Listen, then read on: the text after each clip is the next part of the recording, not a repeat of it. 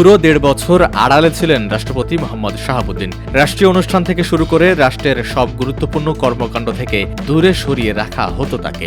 কারণ আড়ালে চলছে অপসারণের ছক, সাংবিধানিক শূন্যতার পাঁয়তারা, পদচ্যুত করার মহাপরিকল্পনা।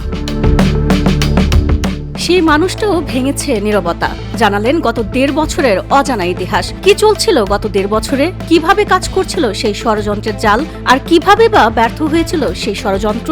দেশের শীর্ষস্থানীয় এক গণমাধ্যমে সেই বিস্ফোরক তথ্যই তুলে ধরেছেন রাষ্ট্রপতি মোহাম্মদ শাহাবুদ্দিন। তার দাবি তাকে প্রতিবন্ধী করে রাখা হয়েছিল, তাকে না জানিয়ে জারি হয়েছে ১৩৩টি অধ্যাদেশ, ১৪ থেকে ১৫ বার হয়েছে বিদেশ সফর, কিন্তু নেই কোনো রিপোর্ট।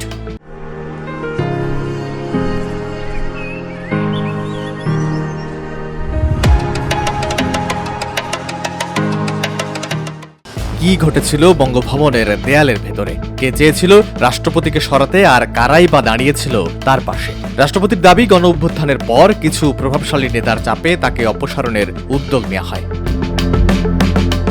কিছু রাজনৈতিক দল সিদ্ধান্ত নেয় তাকে সরাতে হবে, এমনকি অন্তর্বর্তী সরকারও তাদের সঙ্গে সুর মেলায়। তার অপসারণ হবে কিনা তা নিয়ে দুটি গ্রুপও তৈরি হয়। গ্রুপে গ্রুপে মিটিং, লবিং, জোটে জোটে হিসাব নিকাশ।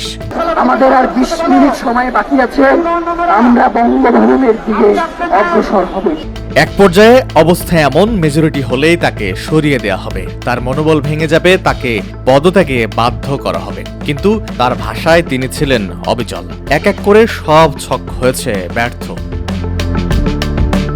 রাষ্ট্রপতি বলছেন, সবাই যখন নীরব ঠিক তখনই তার পাশে ছিলেন বাংলাদেশ জাতীয়তাবাদী দল বিএনপির শীর্ষ নেতৃত্ব।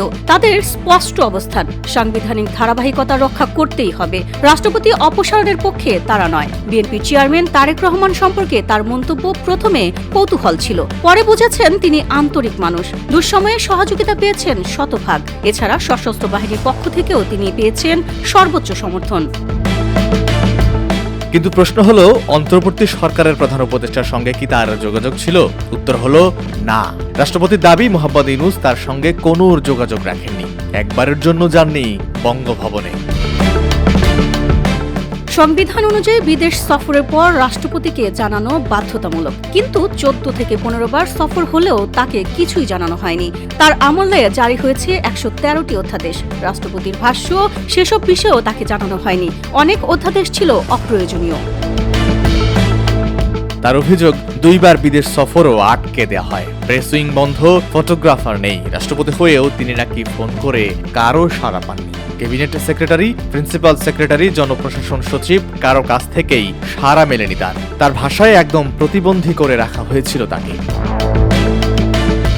তবে ঢাকায় অবস্থানরত বিদেশি কূটনীতিকরা নাকি তার পাশেই ছিলেন। তারা চাননি এভাবে তাকে অপসারণ করা হোক। রাষ্ট্রপতির সাক্ষাৎকার প্রকাশের পর ঝড় ওঠে সামাজিক যোগাযোগ মাধ্যমেও।